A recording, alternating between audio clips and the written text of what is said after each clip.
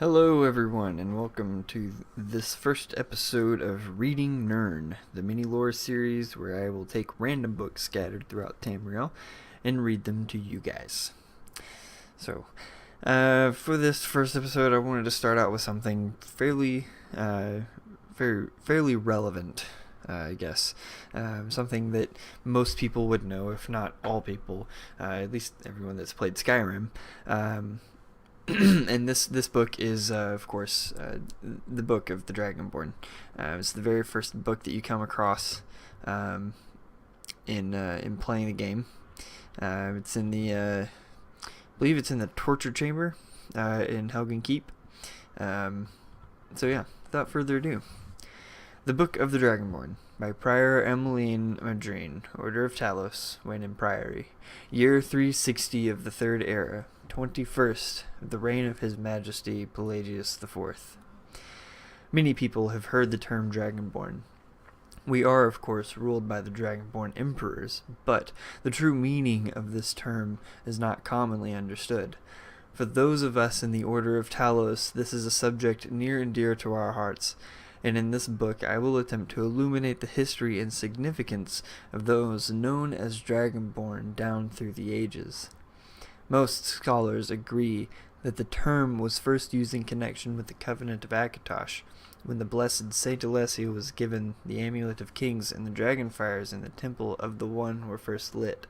Akatosh, looking with pity upon the plight of men, drew precious blood from his own heart, and blessed Saint Alessia with this blood of dragons, and made a covenant that so long as Alessia's generations were true to the dragon blood, Akatosh would endeavor to seal tight the gates of oblivion, and to deny the armies of Daedra and undead to their enemies, the Daedra-loving Aliads. Those blessed by Akatosh with the dragon blood became known more simply as Dragonborn.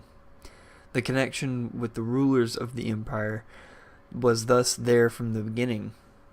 Only those of the dragon blood were able to wear the Amulet of Kings and light the dragonfires. All the legitimate rulers of the empire have been Dragonborn. The emperors and empresses of the first Cyrodiilic Empire founded by Alessia, Raymond Cyrodiil and his heirs, and of course Tiber Septim and his heirs, down to our current emperor, His Majesty Pelagius Septim IV. Because of this connection with the emperors, however, the other significance of the Dragonborn has been obscured and largely forgotten by all but scholars and those of us dedicated to the service of the blessed Talos. Who was Tiber Septim? Very few realize that being Dragonborn is not a simple matter of heredity. Being the blessing of Akatosh himself, it is beyond our understanding exactly how and why it is bestowed. Those who become emperor and light the dragonfires are surely Dragonborn. The proof is in the wearing of the amulet and the lighting of the fires. But were they Dragonborn and thus able to do these things? Or was the doing the sign of the blessing of Akatosh descending upon them? All that we can say is that it is both, and neither. A divine mystery. The line of Septims have all been Dragonborn, of course, which is one reason the simplistic notion of it being hereditary has become so commonplace. But we know for certain that the elderly Cyrodiilic rulers were not all related. There is also no evidence that Raymond Cyrodiil was descended from Alessia, although there are many legends that would make it so, most of them dating from the time of Raymond, and likely attempts to legitimize his rule. We know that the Blades, usually thought of as the Emperor's bodyguards, originated in Akaviri crusaders who invaded Tamriel for obscure reasons in the late First Era. They appear to have been searching for a Dragonborn. The events at Pale Pass bear this out, and the Akaviri were the first to proclaim Raymond Cyrodiil as Dragonborn. In fact, it was the Akaviri who did the most to promote his standing as emperor, although Raymond himself never took that title on in his lifetime. And of course, there is no known hereditary connection between Tiber Septim and any of the previous Dragonborn rulers of Tamriel. Whether there can be more than one Dragonborn at any time is another mystery. The emperors have done their best to dismiss this notion, but of course the imperial succession itself means that at the very least there are 2 or more potential Dragonborn at any time, the current ruler and his or her heirs. The history of the Blades also hints at this, although little is known of their activities during the interregnum between Raymond's empire and the rise of Tiber Septim. Many believe that the Blades continued to search out and guard those they believed were or might be Dragonborn during this time. Lastly, we come to the question of the true meaning of being Dragonborn. The connection with dragons is so obvious that it has almost been forgotten. In these days when dragons are a distant memory, we forget in the early days being Dragonborn meant having the dragon blood. Some scholars believe that was meant quite literally, although the exact significance is not known. The Nords tell tales of Dragonborn heroes who were great dragon slayers, able to steal the powers of the dragons they killed. Indeed, it is well known that the Akaviri sought out and killed many dragons during their invasion, and there is some evidence that this continued after they became Raymond Cyrodiil's Dragon Guard. Again, the connection to the dragons, the direct predecessor to the Blades of today. I leave you with what is known as the prophecy of the Dragonborn.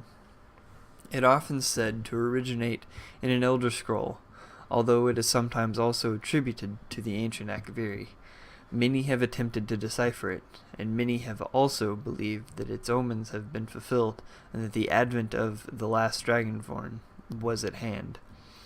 I make no claims as an interpreter of prophecy, but it does suggest that the true significance of Akatosh's gift to mortal kind has yet to be fully understood.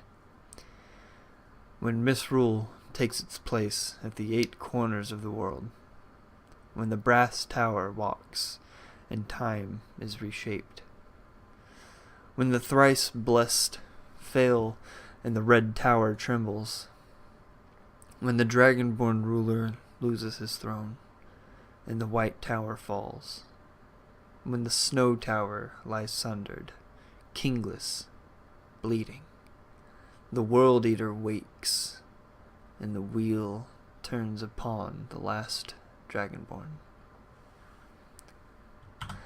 So, tell me what you guys think about the book. Not necessarily what you think about me reading it, because I'm going to do it whether you like it or not. Anyway, there were some interesting things in that, and if you've played Skyrim and have done the main quest line, you know exactly what they're talking about, especially when it gets to the part where it's reading the prophecy at the end. That isn't it's not fully understood until you go through the entire quest line and you see all the things going on, and why the prophecy was made. You see the dragon wall, you see all this other stuff, and all of it comes together quite nicely, which of course, being Dragonborn, coming across this book, you just kind of, it's humorous, because you see like how people looked at Dragonborns, and you see like the people that actually took it seriously, which the Blades, which are based out of Wayne Priory. They definitely took it very seriously, and from their point of view, it's a very real thing to them. So this book is very, very significant. But alas, let me know what you guys think in the comments below, anywhere, like I said earlier on in the video. You can follow me on Twitter now. It's at Wayward Breton. So the link for that will be down in the description. Don't forget to subscribe if you want to see more of these. I'm going to try to do at least one a day, which of course in the next couple of weeks it's going to be harder to do that with the holiday season and everything coming up. I'm not necessarily going to be home every day to do these, but I will try to get one up at least every other day. So discuss. 1, 2, 3, go.